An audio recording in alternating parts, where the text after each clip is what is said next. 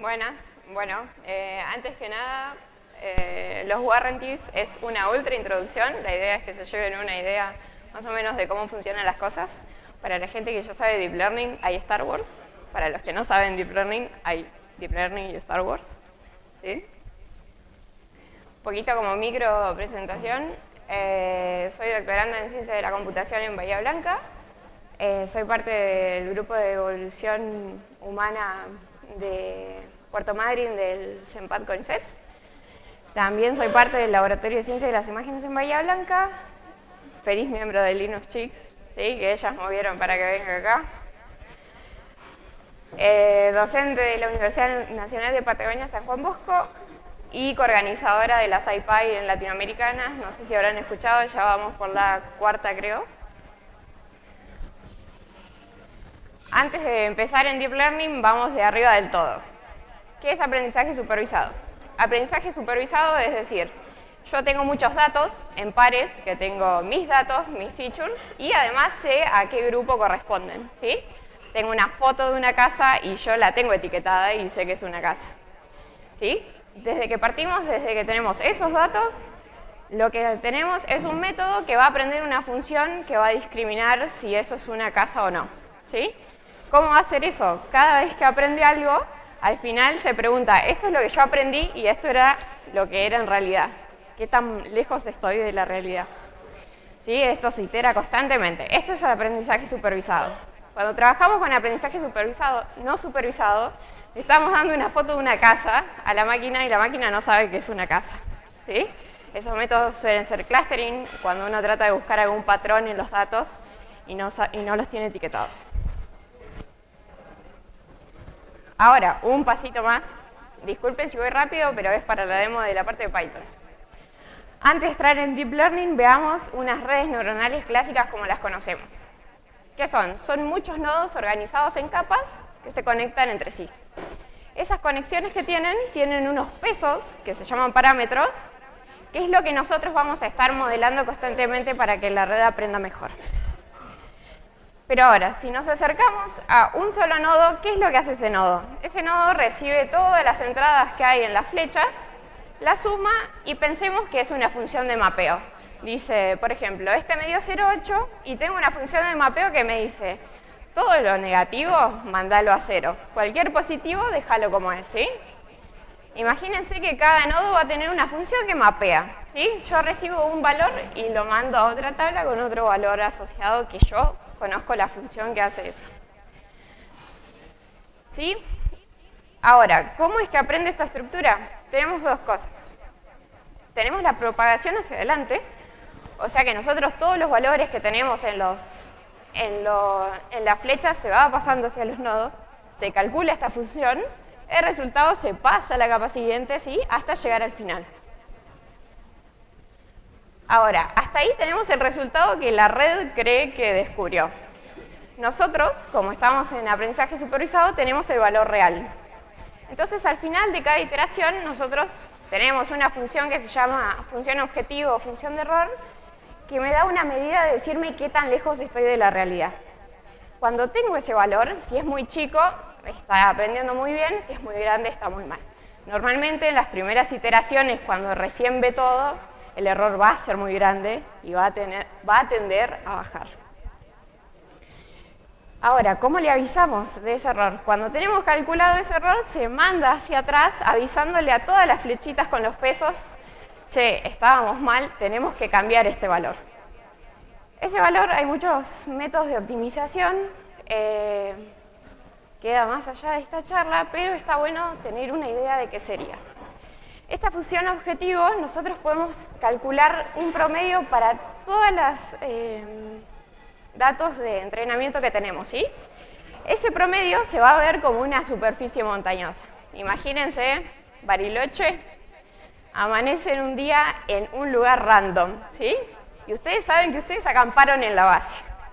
O sea que hay que llegar a la base de alguna manera, pero uno está perdido y no sabe cómo llegar. Normalmente lo que hacemos es, bueno, nosotros hacemos una derivada y tratamos de ir para abajo. Uno se puede acercar un paso, avanzar y dice, bueno, ¿estoy más abajo de lo que estaba antes? Sí, bueno, está bien, sigo bajando. mi campamento debería estar en la base. Algo muy importante es los pasos que yo tomo. Puedo tomar pasos muy grandes para avanzar hacia la base o pasos muy pequeños. Ese paso se llama en redes y en la mayoría la tasa de aprendizaje, ¿sí? Ese es un hiperparámetro que hay que retocar cuando le estamos entrenando y ahí nos podemos dar cuenta, no, me pasé o estoy bien. ¿Por qué? ¿Qué pasa? Tenemos el problema que tenemos, por ejemplo, un óptimo local que se ve lindo, decimos, esto parece la base, y no llegamos a ver a nuestros ojos que en realidad había más profundidad y podíamos llegar más abajo. ¿Sí? Creo que no me olvidé de nada. Ahora me dicen, bueno, pero ¿qué tienen de nuevo? Las redes están desde el 89 más o menos, que es el gran big. Deep Learning lo que hizo fue aprendizaje de representación. Normalmente, personalmente trabajo con imágenes, así que normalmente uno tiene una etapa previa donde saca las features de la imagen y dice, bueno, yo tengo que encontrar motos y bicicletas. Yo sé que en algún lado va a haber dos ruedas, entonces empiezo a jugar con filtros para encontrar esas dos ruedas. Y yo después de que saco esas features, recién se las pasaba a la red y la red decía, sí, esto es una visión o no. En Deep Learning no, tenemos una etapa previa donde hay ciertas capas que aprenden a sacar esa representación sola. Lo cual eso fue un boom porque Computer Vision siempre estaba acotado a que estás resolviendo un pipeline para este problema, ¿sí? La generalización de que la máquina pueda descubrir features relevantes, discriminantes de los problemas, es la potencia que se encontró. Algunos ejemplos, no sé si conocen el juego de baile para las flechitas. Le pasan el audio y te genera coreografía para que puedas jugar. Podés pasarle lo que quieras. La gente de Ubisoft está haciendo con Deep Learning que el personaje se mueva de una forma natural sobre superficies medio raras. Entonces cuando la persona toque las flechas, digamos, no es que se coma bordes que no existen o cosas por el estilo. También están en clasificación de galaxias, genial este paper, después les paso, no me entró acá abajo las referencias. Y también en segmentación de tumores cenigrado, por ejemplo. Hay millones de aplicaciones impresionantes que hay con Deep Learning, vale la pena revisarlas. Ahora, particularmente en Deep Learning tienen lo que se llaman son redes jerárquicas, ¿sí? Yo voy a tener redes de muchas capas y de muchos tipos. En esta charla nos acotamos a unas solas que se llaman redes de convolución, ¿sí? Que tienen una estructura que ahora la vamos a chumbear, pero no dejen de ver LSTM y muchísimas otras arquitecturas de redes alucinantes, ¿sí? Esto, o sea, redes de convolución no es Deep Learning solamente. Bueno, lo que tenemos con las capas que tenemos es, la primera es para sacar las features, ¿sí? Las COMNETs usan normalmente varias iteraciones de tener una capa de convolución, una capa de max pooling y a veces dropout. Ahora vamos a ver una cada vez. Normalmente eso se hace varias veces para sacar en distintas abstracciones las features que queremos, ¿sí? Las primeras van a ser cosas muy básicas como bordes o esquinas o ese tipo de cosas. Y a medida que avanzamos, vamos a tener objetos mucho más formados. Y al final tenemos la clásica perceptron, que es la que va a clasificar las features que encontró antes, ¿sí? Si bien es una sola red, está bueno separar la parte que está aprendiendo la representación de los problemas y cuál está clasificando o regresionando, lo que quieran. Capas de convolución. La capa de convolución lo que hace es, toma una imagen y pasa a un kernel, que este kernel puede ser esto azul que ven acá, ¿sí? Ven que dice 1, 1, 1 y 1, esos son los valores de los píxeles que realmente les importa, ¿sí? Por ejemplo, si acá tienen 4, significa que sumo este 1, este 1, este 1 y este 1, ¿sí? Eso se pasa a lo largo de toda la imagen. Entonces yo en una capa de convolución voy a decir, quiero tener 3 filtros, voy a tener 3 de estos azules distintos, y los voy a pasar por toda la imagen, ¿sí? Entonces esa capa de convolución me va a generar 3 imágenes, ¿sí? Convolucionadas, van a ser una con cada kernel.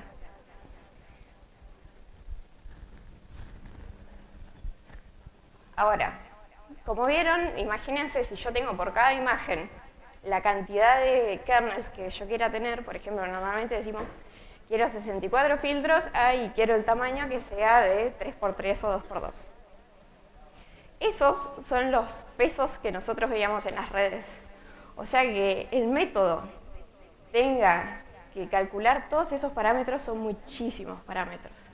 Lo cual no está bueno porque va a tardar más en entrenar y no sabemos si se va a estar acostumbrando a los datos que tiene. Para eso normalmente se hace una capa de convolución y se pone un max pooling. El max pooling lo que hace, le decís el tamaño que querés de ventana y se queda con un valor. Depende de lo que vos elijas. Max pooling se queda con el mayor de esta área, se quedó con el 6, de esta se quedó con el 8, 3 y 4. También tenés poolings aleatorios que de la área que le das toman de forma random, o tenés de promedios. ¿Sí? Lo que hace es reducir la feature que va a parar a la siguiente capa, cosa que no tengamos que entrenar tantos parámetros. ¿Ya? Bueno. ¿Qué pasa? Estas redes son muy grandes, entonces tienen mucha capacidad de aprender. Entonces, si estamos trabajando con un dataset muy reducido, puede pasar que la red tenga la capacidad de aprenderse todos los ejemplos que yo le muestro, y en realidad no está aprendiendo nada. Y cuando venga una imagen nueva, va a clasificar mal, porque en realidad solo memorizó. Una forma buena de reducir un poco eso es Dropout. Dropout lo que hace es, imagínense que tienen su ejército de Stormtroopers y siempre los ponen de la misma manera. Ellos van a estar acostumbrados a pelear con el amigo que tienen al lado porque ya tienen tácticas planeadas. Yo no quiero que eso pase, yo quiero que mi ejército sea bueno, sea la disposición que tenga. Entonces lo que hago es, a los pobres Stormtroopers no los voy a matar, pero sí los voy a cambiar. En las redes se anulan esos nodos y se entrena con esa estructura cambiada. Y en la siguiente iteración vuelvo a cambiar otros nodos con una probabilidad, los voy eliminando. Entonces la red aprende con distintas estructuras y aprende a no depender de la vecindad de sus nodos. Ahora, lo último de teoría. Normalmente nosotros tenemos un montón de datos, pero queremos una parte para testearlos, o sea que la red nunca vea en su vida esos datos. También queremos otra para validar. Es la tasa de aprendizaje que les dije y otros parámetros hay que retocarlos. Ese retoque se hace con el 10% de los datos a medida que entrenás. Pero este 30% tiene que quedar intocado para poder tener métricas de qué tan bien le va a la red y que no overfiteó. Bueno, unos gráficos de esto es, un epoch se dice, un epoch es que la red vio una vez todos los datos. ¿Sí? Uno entrena varios epochs y uno que espera que el error vaya bajando, como lo que vimos al principio. Al principio va a tener errores muy altos porque es la primera vez que los ve, y a medida que avanza debería bajar. Estos son lindos gráficos para ver, para saber si mi tasa de aprendizaje es muy alta o es muy baja. Y otra que nos da esta validación es este azulcito, y podemos ver que si el training set mejora muchísimo, está overfiteando claramente, porque el válido llega hasta acá. Entonces estos gaps te suelen decir si tu red se está aprendiendo todo lo que tiene o si realmente está generalizando como corresponde. Ahora, lo que les voy a mostrar lo siguiente es con el stack científico de Python. Es alucinante, miren, cada biblioteca merece una charla aparte. OpenCV lo vamos a usar un poquitito para ver las imágenes. Matplotlib para plotear esos gráficos de pérdida. A Scikit-learn es una excelente biblioteca de Machine Learning. Le vamos a robar un módulo de métricas que tiene, que es alucinante. Ya tiene desarrollado, si tenés regresiones, clasificaciones, tenés bocha de métricas y reportes. Y Lasaña, que es la que nos deja crear estas capas para hacer redes con Deep Learning. Le dejo la instalación, puedan hacer pip install si les gusta Docker y tienen Docker NVIDIA. Las redes tardan muchísimo en procesar, así que si pueden moverse a GPU es un espectáculo. Docker tiene su fork con NVIDIA que puede usar la placa que tenga el dispositivo donde lo tengan corriendo. Si no, lo pueden correr con CPU y tarda un poquito más.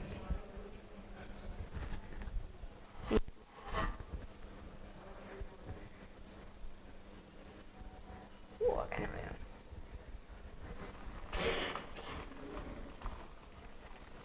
Muy rapidito. ¿Cómo son los datos? Los datos son imágenes.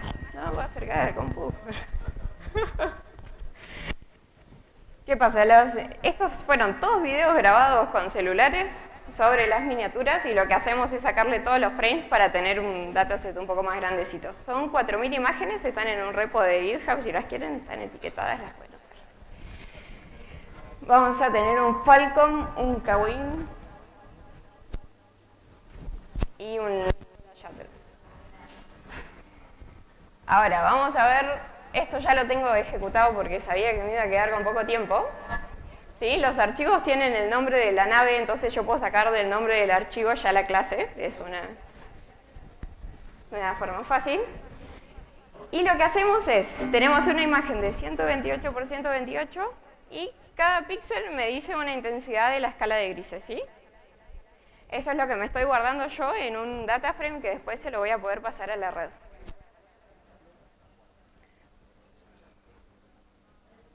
Ahora, la red necesita ciertas cosas.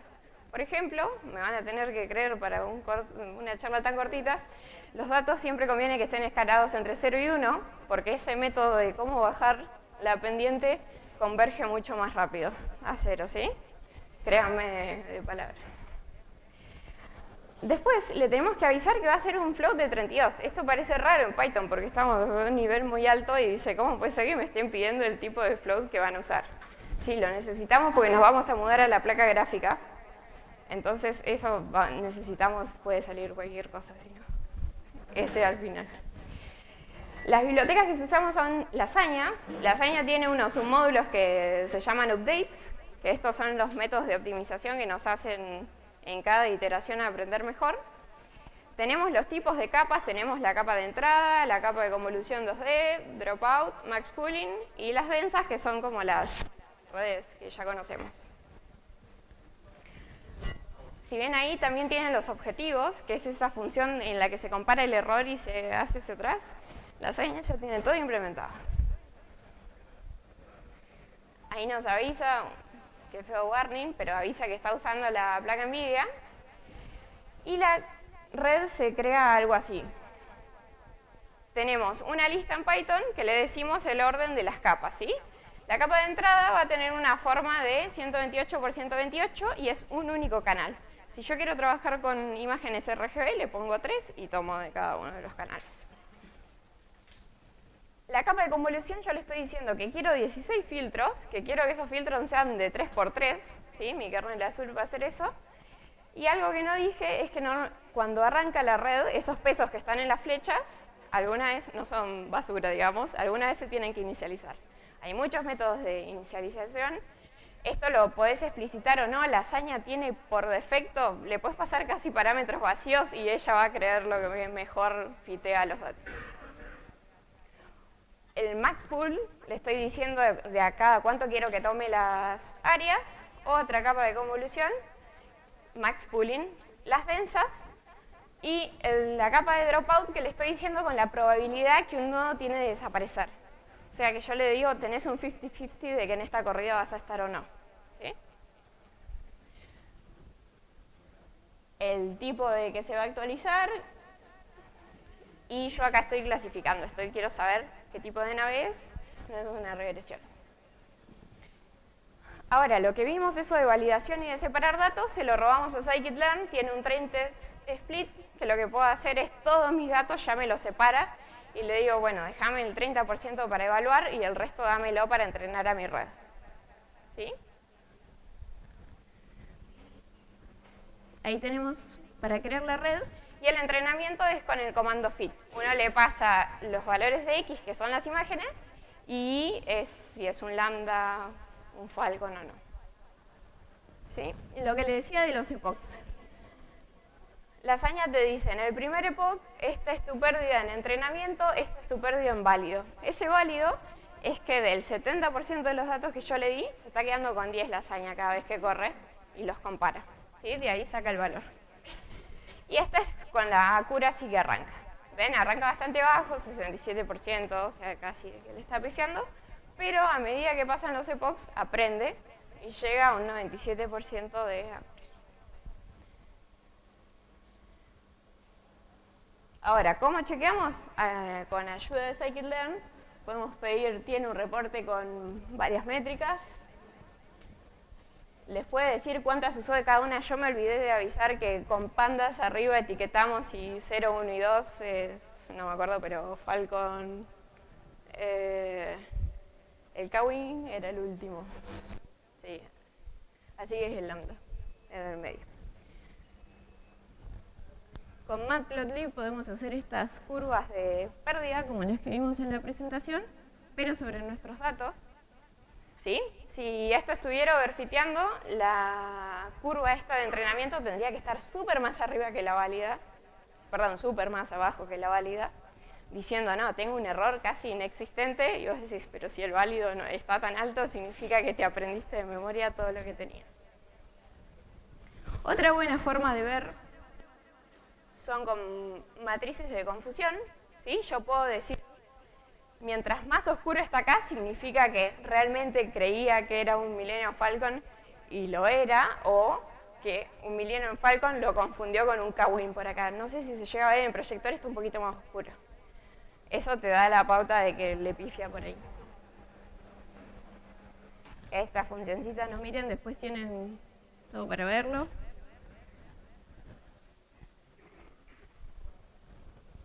Y acá tienen los valores normalizados. Ven de 400 y pica, 7 van a caer a otro y otros 2 a la otra, pero 442 le pega a su clase que le corresponde. Ahora, si yo quiero llevar a producción, si yo tengo una super página que yo quiero que la gente suba y postee sus navecitas y yo le digo cuál es y ya la tagueo, tengo que entrenar cada vez, sería una locura. No, yo puedo guardar esa matriz, yo me guardo la última matriz con los mejores pesos que mejor calcularon las redes y la levanto como un archivo más, ¿sí? De ustedes después, si quieren guardar nuevos datos, se puede hacer, pero no es que van a entrenar cada vez que la quieren usar, ¿sí? Se entrena una vez y después se usa constantemente. Bueno, se puede guardar, cargar, pueden ver información de las capas, no sé cómo estoy de tiempo. 5. La red tiene una función de predict que ustedes le pueden pasar cosas nuevas de donde los quieran sacar y les va a decir qué clase cree que es. También le pueden pedir la probabilidad, o sea, ¿qué tan seguro está de que realmente era un Kawin? Porque si me decís, sí, elegí este, pero era con un 60% de seguridad, bueno, no está tan bien el sistema. Pero si, por ejemplo, puedes ver la probabilidad, te da 999. Así que debería estar bastante seguro. ¿Qué pasa? Un problema de Deep Learning que suele aparecer mucho es que tienen una especie de caja negra. Hay mucha investigación ahora actualmente tratando de develar un poco qué pasa en cada capa y tener un poco más de feedback de cómo la red elige ciertas decisiones. Una cosa que se puede hacer, por ejemplo, es ver qué píxeles más le importan cuando va a elegir una clase, ¿sí? Entonces, Lasaña viene con esto, que además lo que hace, no lo corro porque tarda bastante, lo que hace es, agarra un cuadradito gris y lo pasa por toda la imagen. Lo pasa por una imagen, lo manda a predecir. Cambia el cuadrado, la vuelve a predecir de nuevo. Con eso calcula, aunque estés tapando partes de la imagen, cuán importante le eran ciertas. Entonces acá tiene sentido que la estructura de la nave sea la que le interesa. Los pesos, esos kernel que vimos, el azul al principio, son estos. ¿Se acuerdan? Yo había pedido como 16. ¿Sí? Estos 16 los aprendió solo. Yo también, si yo ya estoy segura y digo, bueno, van a ser todos los bordes horizontales o van a ser corners, yo le puedo pasar kernels hechos, pero es genial también ver cómo aprende kernels que son discriminantes para la tarea que uno quiere hacer. Y lo que se puede ver ahí es cada kernel, cómo afecta a la imagen de entrada. Esos negros normalmente son células muertas, eso significa que mi learning rate está muy alto y debería considerar bajarlo un poco, ¿sí? Eso también te da feedback de hiperparámetro.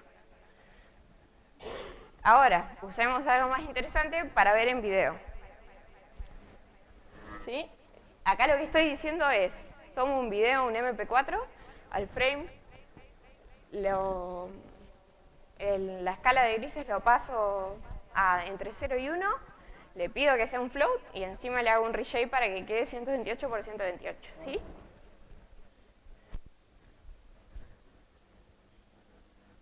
Esto, créanme por ahora, es con OpenCV.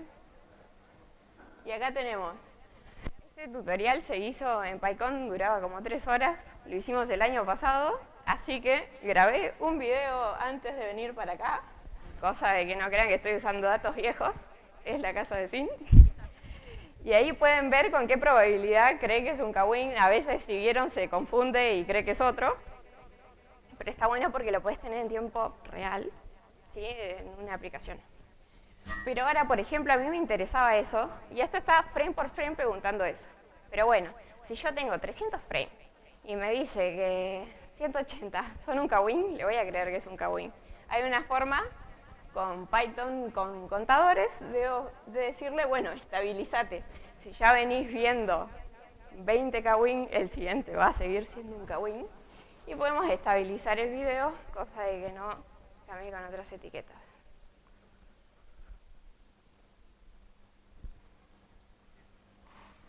Ahora, ¿qué es lo que sigue? La gente que está interesada en Deep Learning, ¿qué pasa? Todo este hiperparámetro, todo lo de pasar entre validación y entrenamiento, requiere una mano.